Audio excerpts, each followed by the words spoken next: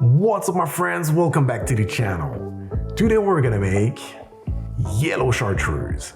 The time when we were freaking out when we were about to end that bottle is over because we can now make our own at a fraction of the price, and also once we have all the ingredients in only 2 hours. I've been teasing you with this for a little more than a year, and with the chartreuse apocalypse hitting us right now, I think the timing couldn't be better. So if you guys are ready, let's make some yellow chartreuse.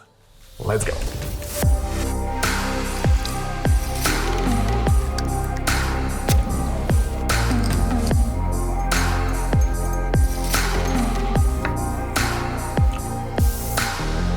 Okay, so my journey into making DIY chartreuse started about 10 years ago when Sephora gave me that book, The Guide des Alcools by Raymond Dumas. It's a book dating back from the 1970s, and it talks about everything you need to know about alcohol and all the different ones, from their history to how they're made. And there's also a chapter about liqueurs, and at the end of the chapter, there's a list of homemade liqueur recipes, and there's also the chartreuse recipe according to the author. What caught my attention on these recipes is two things. First, how overly simplified they are. For the green chartreuse, it lists only 7 ingredients, and for the yellow one, 6 ingredients. We probably all know that the monks claim their chartreuse are made with 130 different herbs and botanicals. So this is really overly simplified. But there's also something else that caught my attention. The fact that the author claimed the secret and mystery ingredient in the yellow chartreuse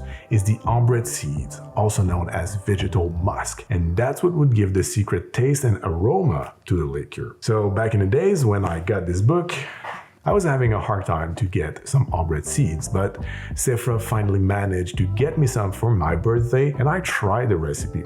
I was really happily surprised on how it turned out. It was very similar to the yellow chartreuse while being way less complex, obviously, due to the fact that there's only 6 ingredients, but it was good enough that I could use it in cocktails and still be really happy. So it was a very strong starting point. So from then, I started to make some more experiments, some more researches, and I found some very interesting books on how to make liqueurs with in-depth information on the topic. And in there's also some recipes for chartreuse. And in these recipes, in these books, they don't use maceration to make the liqueurs. They use essences, homemade distilled essences. For them, in the book, it's the best way to extract as much flavor and aroma as possible from a herb or a botanical. So that's when I realized that chartreuse, both the yellow and the green, were not made only by maceration. But at home, how can we manage to get a similar result if we don't distill our own essences? Essences are easily made at home. They're mostly just made by dissolving essential oil into a high-proof spirit. So then it's water soluble and you can use it to flavor a beverage. And because the essential oil's aromatic molecules will be closer in flavor, aroma, and taste than distilled aroma, using that instead of maceration for certain ingredients will just get us closer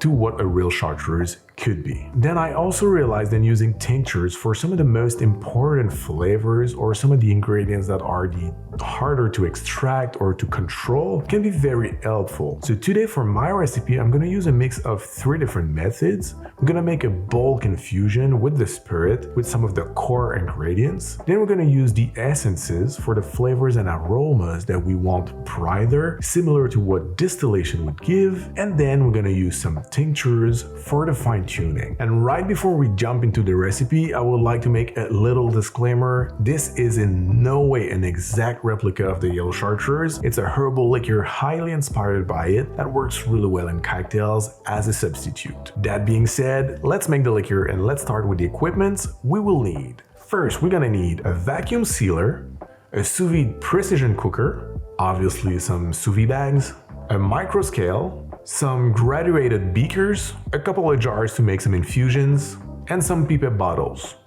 Then for the ingredients, I'm gonna list everything in the description below, but here's what you're gonna need. First, for the herbs and botanicals, we're gonna need angelica root, caraway, mace, licorice root, cardamom, coriander seeds, thyme, green anise seeds, star anise, ambrette seeds, lemon zest, chamomile, and saffron. We're gonna infuse that in 80% alcohol, and we're gonna sweeten this with both sugar and honey. I'm starting personally with a 95% alcohol, so I'm gonna have to proof it down to 80. If you're using Everclear at home, that's what you're gonna have to do as well. I'm gonna write the formula in the description below. Speaking of formula and extra information, I'm gonna release a special edition ebook on my Patreon just for the chartreuse recipes. So again, the link's gonna be in the description below. We're also gonna need Genepi tincture, peppermint essence, pine essence, and lemon balm extract. Now, let's talk about the Genepi tincture. This is a very important ingredient. It's part of the DNA of both the green and the yellow chartreuse, so you need this in your recipe. I like to use a tincture here because it is such an important ingredient. It really allows me to fine-tune the level of flavor in the end result. So what you're gonna do to make the tincture is simply weight 1 part of dried Genepi for 10 parts of 80% alcohol. You're gonna let that steep for 2 weeks, fine strain it through a coffee filter, and you're gonna have yourself a Genepi tincture, super powerful, ready to use. If you don't wanna make the tincture, if you feel so much in a hurry to make your yellow chartreuse, there's a quick option here. You can use real Genepi. This is not as powerful as the tincture, and it's already sweetened, so the amount you're gonna need is gonna be different, but since it is made by maceration as well, it's gonna work as a substitute. For all the information on how much to use, again, I'm gonna write all that in my ebook available on Patreon.